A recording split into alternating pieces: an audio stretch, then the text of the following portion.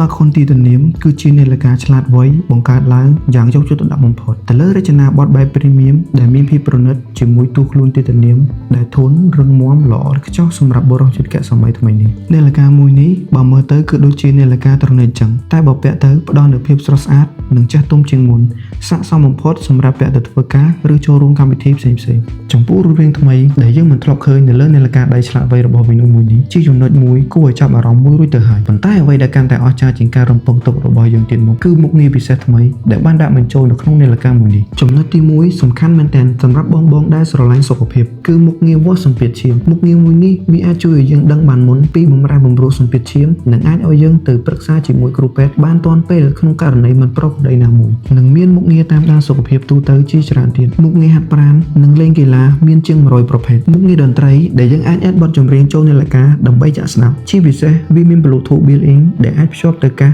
ដើម្បីចាក់ស្ដាប់នៅលើកាសក៏បានដែលលើកនេះ Vinu បានផ្ដល់ឲ្យទំហំផ្ទុកធំជាងមុននិងអាចដាក់បទចម្រៀងបានច្រើនបទផងដែរ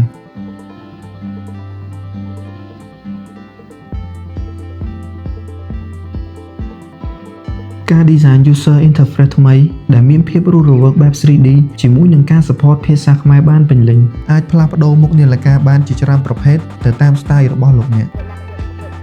នាឡិកាមួយនេះក៏បានបំពាក់នៅឯក្រោះការពារជម្រាបទឹកកម្រិតខ្ពស់ស្តង់ដារ Fire ATM ដែលអាចពាក់ដើរកាត់ទឹកភ្លៀងនិងហែលទឹកដោយគ្មានក្តីបារម្ភនាឡិកានេះមានទំហំអេក្រង់ 1.43 អ៊ីងជាប្រភេទ AMOLED display ដែលបង្ហាញពណ៌ដិតច្បាស់ត្រជាក់ភ្នែក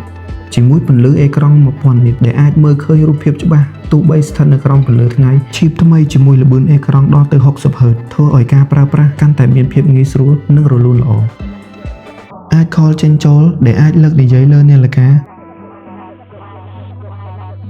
និងផ្ដល់សារជូនដំណឹងដែលបង្ហាញអក្សរខ្មែរបានច្បាស់លាស់ថាមពលថ្មអាចប្រើបានចន្លោះពី 8 ទៅ 10 ថ្ងៃអាស្រ័យលើការប្រើប្រាស់ Vinufa Continuum គឺជានាឡិកាឆ្លាតវៃដែលល្អបំផុតសម្រាប់បុរសសម័យថ្មីជាពិសេសគឺរូបរាងដ៏ Premium ដែល Vinu បានយកចិត្តទុកដាក់ដើម្បីបង្កើតនាឡិកាមួយនេះឡើងមកប្រសិនបើបងចាប់អារម្មណ៍ការមកដល់ថ្មីឥឡូវសូមឆាតចូល Page ដើម្បីទទួលបានព័ត៌មានលម្អិត